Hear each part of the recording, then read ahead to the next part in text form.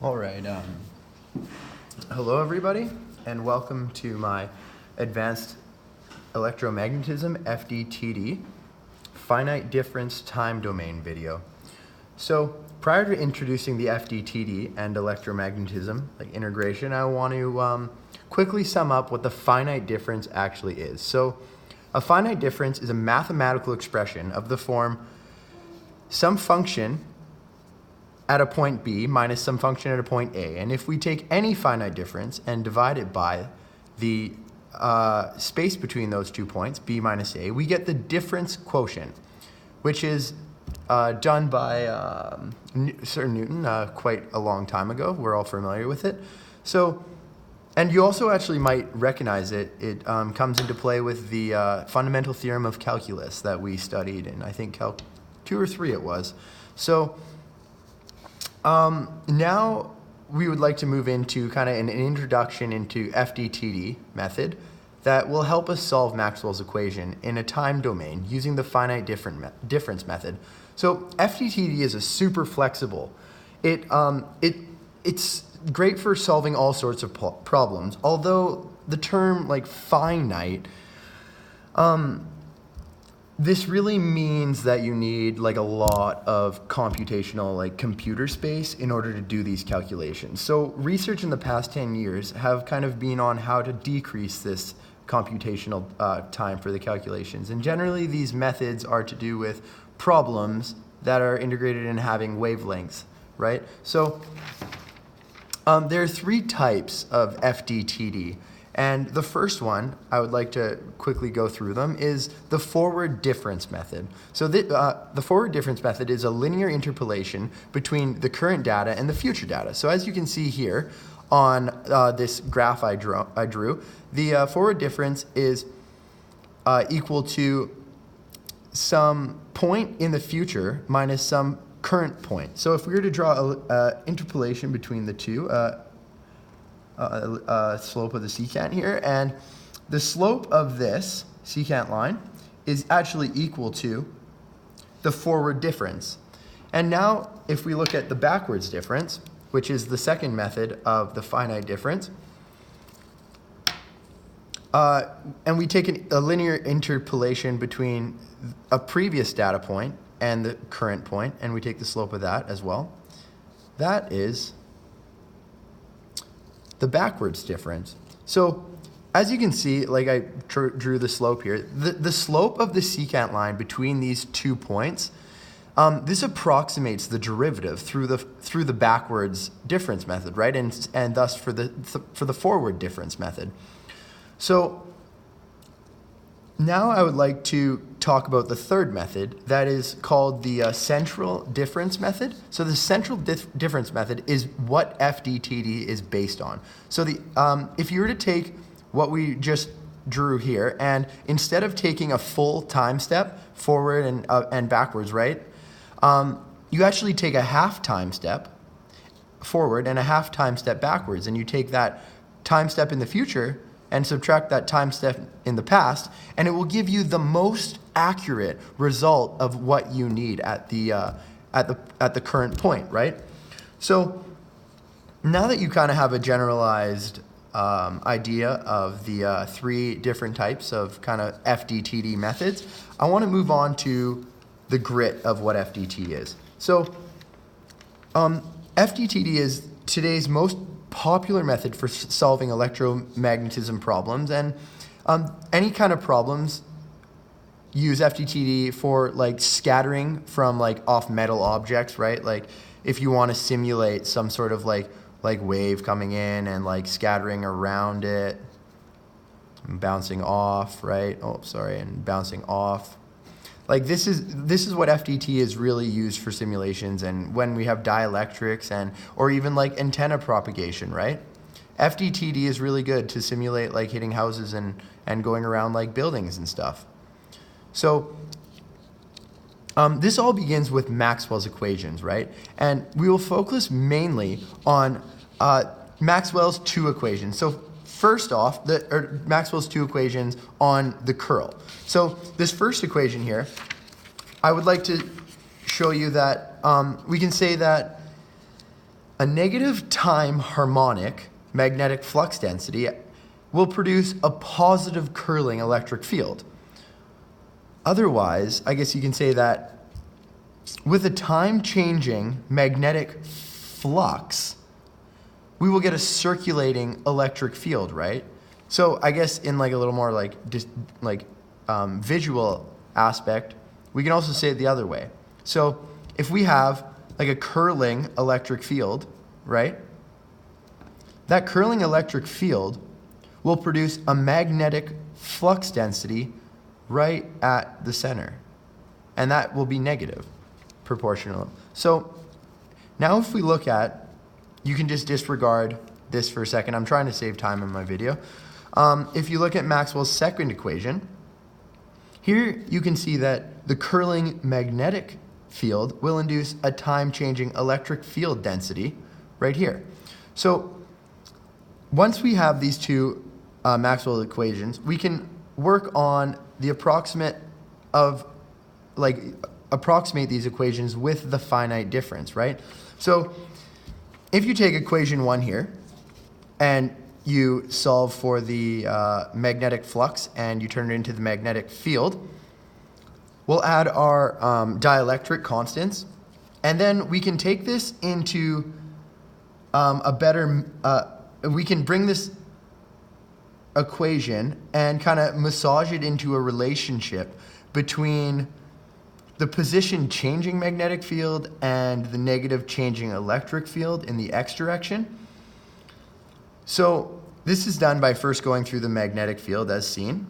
So what we can do is we can take, like I mentioned, the magnetic field in the y direction over the displacement is equal to the negative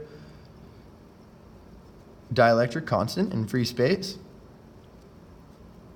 multiplied by the change in the electric field in the x direction over the change in time.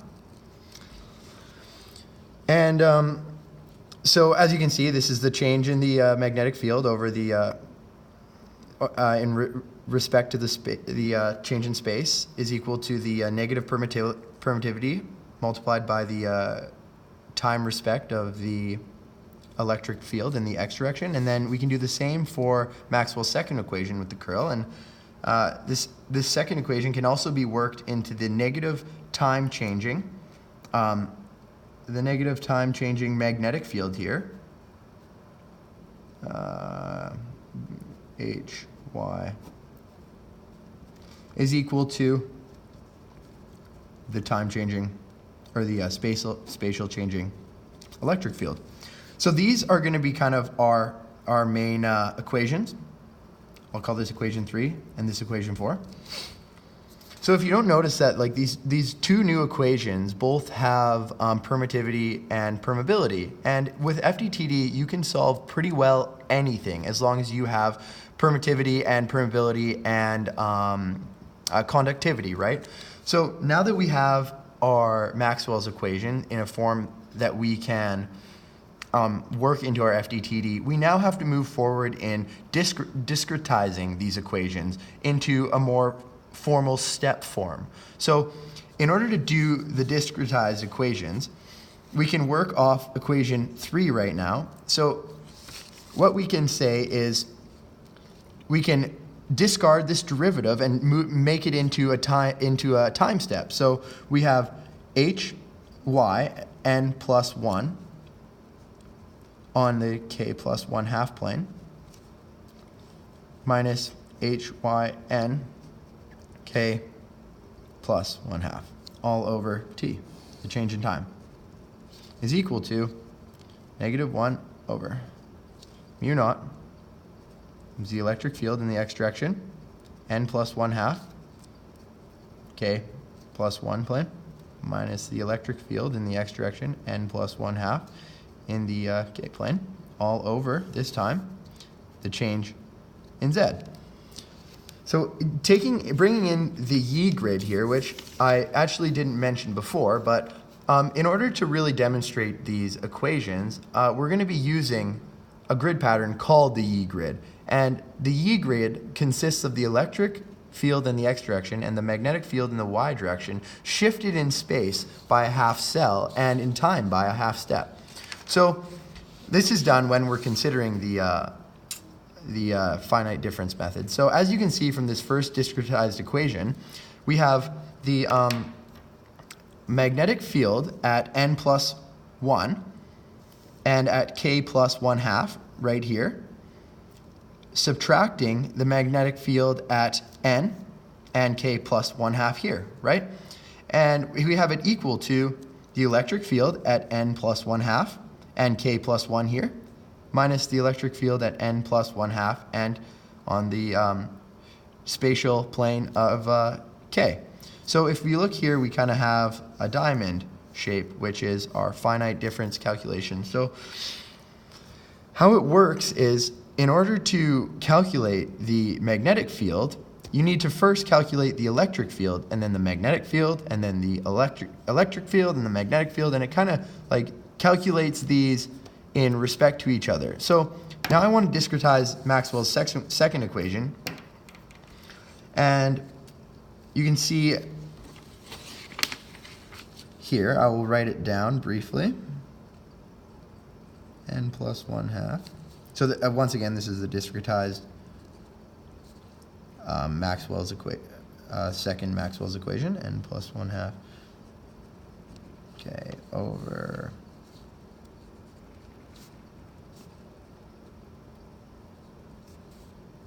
hy n k plus 1/2 minus h in the y at n k minus 1/2 all over the change in space step.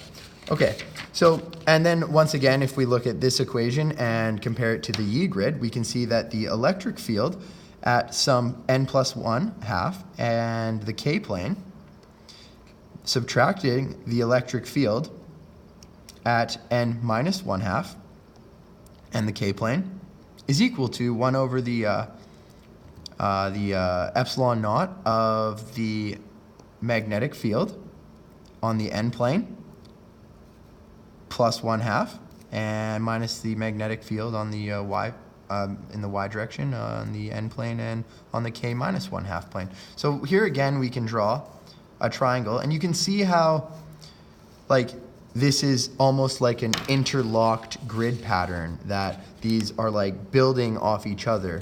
So once again, I mentioned that the electric field will calculate the magnetic field, and it almost works in this like leapfrog pattern, right? A couple ahead, depending on how you work your code in order to be far enough so the code can calculate everything as how you want it. So now that we have our discretized equations, I want to show you a very brief update equation. So instead of me writing out these equations to save some time, I already wrote them out. And as you can see, if we solve for, in this top equation here, if we solve for the magnetic field on this plane, and I'll compare it to my Yee grid here, hy.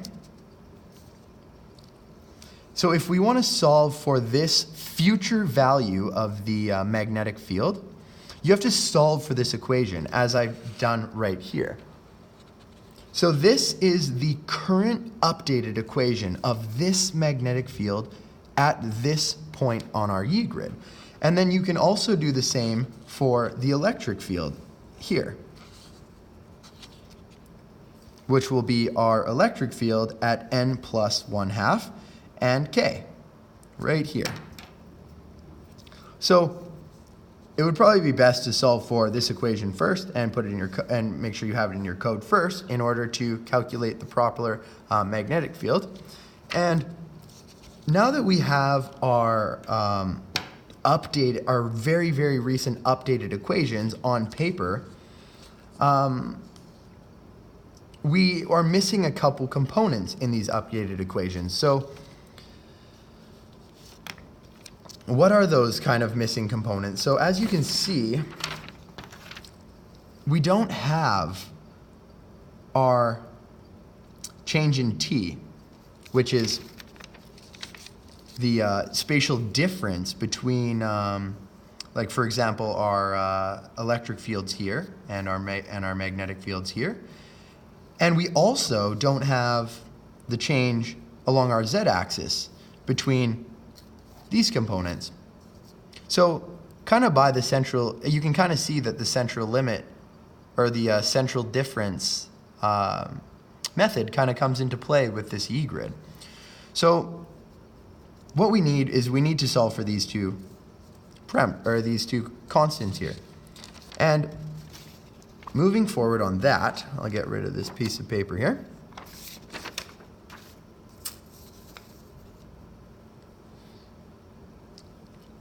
And I'll go into the frame. So now that we have our most recent values, and we need our change in Z, and we need our time step.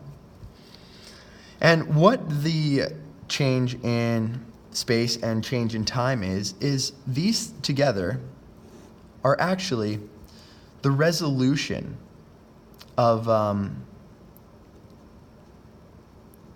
your 1D FDTD. So if you have, for example, a change in